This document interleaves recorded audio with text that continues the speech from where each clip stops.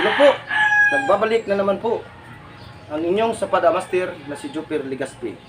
At ngayon mga kaibigan, follow up video ko po sa last video ko na tinuturo sa inyo yung tinatawag na Kwan Sao or Wing Chun Kwan Sao or rotating hands.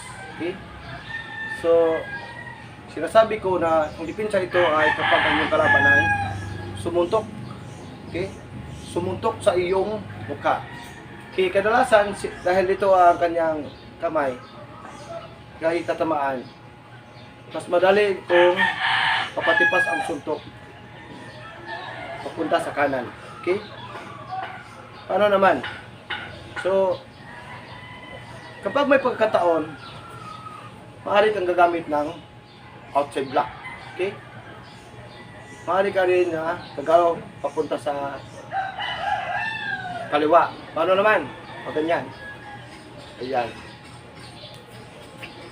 Maaari mong mapatipas ang suntok sa magitan ng hard form ng karate. Ayan.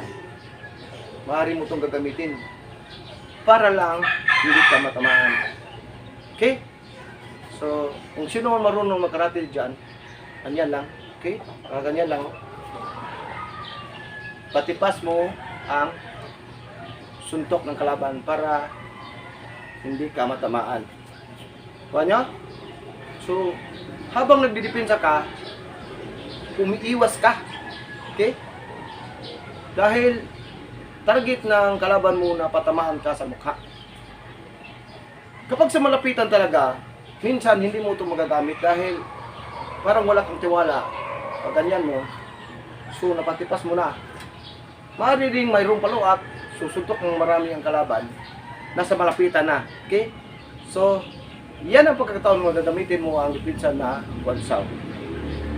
O, pag ganyan, kombinasyon ng Bong Sao at saka tansa pag ganyan. Depensa, yan. Dahil dito po magagamit natin ang Wing Chun sa malapitan. Okay? Ang kaibahan po ng ating Wing Chun ay dahil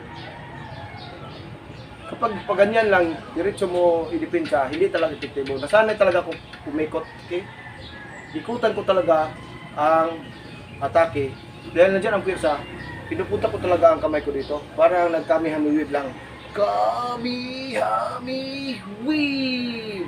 So, sino man nakapanood ng Dragon Ball sa Son Goku na gumagamit ng kami-hami-weave, basta giliran kanyang kamay. Sa akin, pag ganyan din, tapos punta dito, nakapanood ako, tinitingnan ko ang atake ng kalaban. Tapos, pumunta ko dito, sabay iwas, tapos, nagamit ako ng Kwan Sao. Okay? Kwan Sao po mga kaibigan. Maaaring mag-outside block. So, sa outside block pala ang safety na yan. Okay? Dahil kapag nahuhuli na ka, huling-huli na, kapag pakiramdam mo na matamaan ka na, maaari ka rin mag-weaving. Okay? Weave. Tapos, dahil mabilisan lang yan mga kaibigan, kapag may pagkakataon na ikaw ang umuna, unahan mo na. Okay? So, dito hindi muna natin i-discuss ang paano unahan ang kalaban dahil naituro ko na last time, paulit-ulit na tayo. So, dito muna tayo focus sa ating pagdepensa. Dahil kapag ang kalaban ay umatake ng roundhouse kick, maaari ka rin gagamit ng ganyan lang. Kapag may tatama dito, dito ka rin, gamit ka rin ng outside block. Okay? So, papalit-palit lang yan. Ayan. So, sa dalawang technique na to, secure na ka na kaya mong depensahan ang iyong sarili. Okay? Maaari mo rin itong sanayan. Para ganyan. Isa, dalawa, tatlo, apat. Maaari mo rin sabayan ng weaving habang umiwas ka. Depensa, iwas, depensa, iwas, depensa. Ayan. Okay na yan. Okay? Para lang hindi ka matamaan. Ngunit, hindi sa lahat ng pagkataon ang iyong kalaban ay umatake sa mukha. Kapag naramdaman mo medyo mababa ang suntok, dito muna magagamit pag ganyan. Dahil nandito ang kamay mo, imbes nga pag ganyan ka, dahil nandito ang kamay mo, magiging Tansaw. Dahil pumunta ang kamay mo para magpipinsa, parang hindi ka tiyak, dito mo gamit ang tansaw. Pag ganyan, ayan, iwas, ayan, iwas, ayan. Dahil iwas talaga ako, tapos dito ang kamay ko, hindi talaga dito para ganyan, hindi talaga epektibo. Kahit sa malapitan, ginagamit ko talaga, dito talaga ang kamay ko, ayan. Okay, pinupunta ko dito. So exercise tayo ulit, ready? 1, 2, 3, 4, 5, 6, 7, 8. Okay. So, maaari din gumamit ng tansaw at bumsaw. Replacement ng paksa pa ganyan. Ayan. Iwas. Ayan. So, subukan natin. Magbilang tayo. 1, 2, 3, 4, 5, 6, 7, 8.